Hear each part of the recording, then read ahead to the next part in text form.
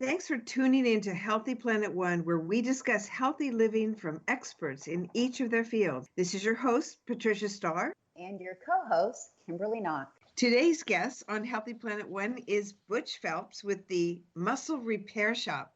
And we'll be talking about how you can stop the cause of pain, not just treat the symptom. So welcome to our show, Butch. Nice to have you. Thank you. It's I know you're a well-seasoned therapist and you've had many years. I think is it 20 years you've been doing this work, or is it longer than that? It's actually about 16, so not quite that long. Oh, okay. So tell us how you got started in this whole industry, I guess we call it. This whole healthcare industry. What did you do before then? Well, actually, I was in corporate America for 20 years. And so in the year 2000, I retired and decided to try to figure out what I wanted to do when I grew up. And my body sort of led me down the path because I had just come off of losing 105 pounds in 18 months and had been working out like crazy. Woo. And had created low back pain so bad that at 41, 42 years of age, I would hardly be able to stand up. In fact, I had to get out of my car, crawl out on my hands, and then pull myself up by my door. And so I first decided that what I wanted to do was go to become a massage therapist. And I entered massage school. And it was like as soon as I walked in the door, it was almost like the seas parting and the muscles of the human body were as clear as could be. But what I learned from massage was that it helped to relieve the pain short term, but didn't quite get it where I could get rid of it on the long term. Mm-hmm. And two of my teachers and even the dean of the school suggested that I meet a guy named Aaron Mattis. And I was able to study for 6 months with him, learned active isolated stretching, which he created.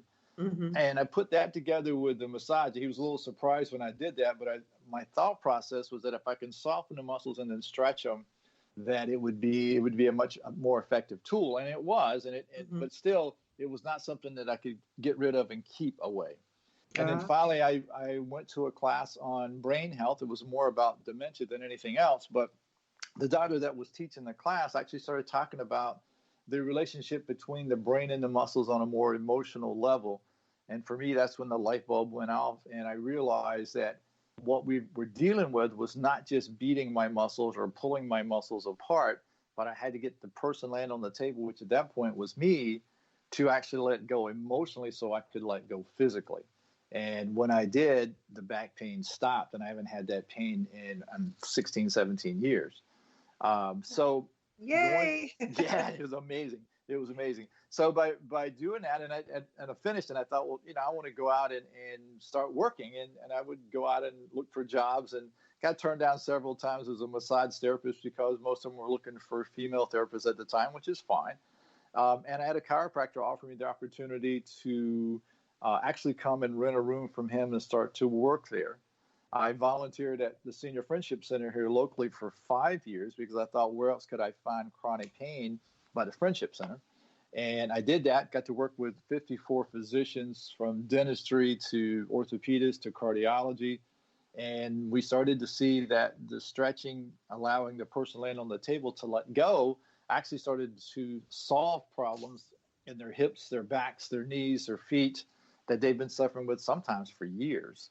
And so it just took off from there. And so I've been doing speaking things and being on the radio and so forth, but more importantly, working with people every day in their 70s, 80s, and 90s and seeing some positive results. The key to it, though, is not just me working on them. The key to it is taking what I teach them and then go home and changing their own lives. And that's the real key to the program. For sure. So tell us a little bit more about how the brain affects the muscle and how that causes pain. Perfect.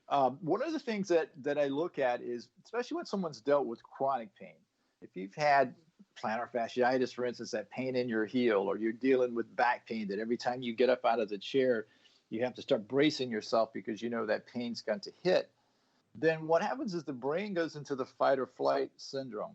And every time you have the thought, if it's your back, for instance, that you've got to get up, stand up, and move again, your brain fears the pain that's going to ensue.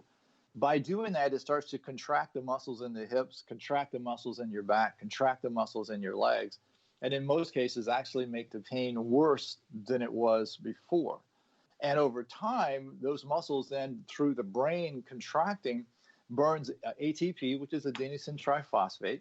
And as it burns that ATP and it actually leaves a waste called lactic acid in the muscle fibers, the muscles actually will get hard and they will start to shorten. And then that'll start to affect the placement of the bones, how much pressure is put on the nerves, blood vessels, and so forth. And it changes the whole physiology of the human body. Yeah, Kimberly, you have a question. Yeah, so I take a lot of yoga, Yes. many different types, and Yes. they always bring up, and I've had back pain, I've had Yes. neck pain, I've had pain and I realized it was a mind-body connection. So our listeners are getting really cued into that. But in yoga, they talk about your hips stealing your, holding your emotions. Yeah. And is that what you find? Is that a common big area to hold, which screws up the it's back? a huge, it's that area, and then the base of the neck into the shoulders. But the thing with the hips is most people think of the pelvis as something that's pretty solid. The reality is that based on the muscle contractions, and that can come from the way you walk. And if you watch somebody who is sad or depressed, they'll tend to walk slumped over, using a shorter stride. And when they do that, the front side of their body shortens. And as that happens, the pelvis then starts to tilt forward. Or they may be where, they're a little overweight and they're kind of leaning backwards a little bit. And as they're walking, and then the hamstrings are tightening from the backside, and that can literally pull the pelvis backwards. So our posture really reflects in many ways what's going on with us emotionally. And as those muscles are put into those positions, then that pelvis tilting one way or the other can cause a compression in the lower spine, the lumbar part of the back. I mean, it can lead to things like bulging disc, herniated disc, pinched nerves. But more importantly is that as the body starts to tilt with the pelvis, it can even affect your breathing. Yeah, so I noticed as I loosened up my hips and I did certain moves in yoga that I didn't normally do. Maybe I did back when I was stretching when I was a track athlete, but it really helped. So this is a big thing. And I didn't realize the emotional connection until many years ago, several years ago. Yeah, I mean, and a lot of people still don't today. And that's such a key thing, because if whatever you're feeling, you think about fight or flight. So the fight or flight is if you're upset about something, or you're angry, or you're scared, or you're sad, or any of those emotions that can come about in your body. The muscles in your body react to the emotions that are happening in that brain. And so when people are trying to do traditional stretching, when they're holding for 15, 20, 30 seconds at a time, if you're flexible, like it's people in yoga, if you're flexible and you can do that and there's no pressure in your body, then your body will just say, oh, that's great, go ahead and do that. But when you see so many people at the gym, they are trying to hold it way too long. They're pulling really hard, like they're trying to pull the length of that muscle back out. And what so many don't realize is that as they start to increase the pain intensity doing those stretches, their brain is actually contracting those opposing muscles and causing it to actually get worse. So what most people do are actually strength training, but it's been disguised as stretching. And I'll always get a question from people who will say, should I stretch hot or cold? And I will say to them, it doesn't matter with the way I'm doing it, because your brain's doing the majority of the work. Wow. That's interesting, because there's hot yoga and then there's stretching in the gym and there's things like that. And I've actually seen people get injured from hot yoga because they've been stretching too much, right? Yes, that's exactly right. It's you have to listen to your body. And the thing is it's sort of like when I was a trainer and I'd ask people when they were lifting weights, a guy would come in, he'd be in his late 50s, early 60s, he's going through midlife crisis, and he wants to start lifting weights like he did when he was 18. Or you'd see people coming in and they're trying to stretch and they think they should be able to stretch like the gymnast day one. There can be some serious injuries done by that. Yeah. So were you saying that you're actually hardening the muscles because of that? That brain connection to the muscles, right? Yeah, exactly right. I mean, it's like, so when you think about the brain and that fight or flight, its whole job is to keep you alive and keep you from being in pain. If it didn't work that way, your brain would be saying, oh my gosh, Patricia, there's a cliff over there. Be careful, be careful. And your legs would be saying, screw that, we're walking. And off the cliff you'd go, you see. So the brain has to have that power to be able to stop you, and it has to have that control of your muscles. So when people say their back hurts, it Yeah. doesn't always mean that they have a back issue. From what Usually, we were talking rarely. about the hips, Yeah. right? Yeah, rarely, because, from sitting, of course, they say sitting is the new smoking now, but it's like from being in seated postures most of the time. And if you think about our lives, 99% of what we do, we lean slightly forward unless we're painting ceilings. But the thing is that when you look at the hip flexors, and there's 3 of those, and there's 4 quadriceps on the front of the thighs, and you have 4 inner thighs on your body, and then the abdominal muscles play a role as well. Well, all those muscles attach into the pelvis. Right. So when people are sitting for long periods of time, and they're bent over, all of us as practitioners, we're bent over people all day. When you do those things, the muscles on the front side of the body starts to shorten, and they start to lean forward. And we'll see that in older people, especially in their 80s and 90s. As they walk, they'll lean slightly forward. Well, the caveat to this is that the head on top of the body, when it's in a normal, natural position, weighs about 10 to 12 pounds. But every inch as you lean forward, that weight doubles. So if it's leaning forward a couple of inches, it could be 30, 40 pounds of pressure running down your spine, that the muscles around this on the backside are contracting to keep you from falling on your nose. Well, that contraction then can cause compression on the vertebrae and put intense pressure on the lower part of the back, just because of that seated position. So your approach in something like that is starting where, generally speaking? Generally, what I'll do is, because, especially if I see their posture and they're leaning slightly forward, where I typically start are the rotating muscles in the hip, and there's 5 of those. In fact, there's 8 muscles, total major muscles in each side of the hip, but the 5 rotating muscles. And I'll teach people how to use a tennis ball against the wall, where they can literally apply not a lot of pressure, but just enough pressure that the brain knows that this part of my hip is sore. Not roll it around. A lot of people want to roll things around, but what we're looking at is getting the brain's attention to go to that one spot to say, let go from here. And As you breathe out and relax and allow that to do that, the hips then start to soften. And you can do it on the back as well, and start to, because those muscles have been working really hard trying to hold all that weight.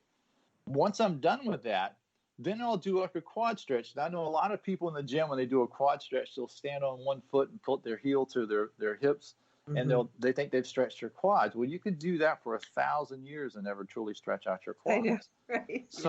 So the thing is, so I put them on their side, and I teach them how to stretch those upper quadricep muscles, and then teach them how to open up the hip flexors.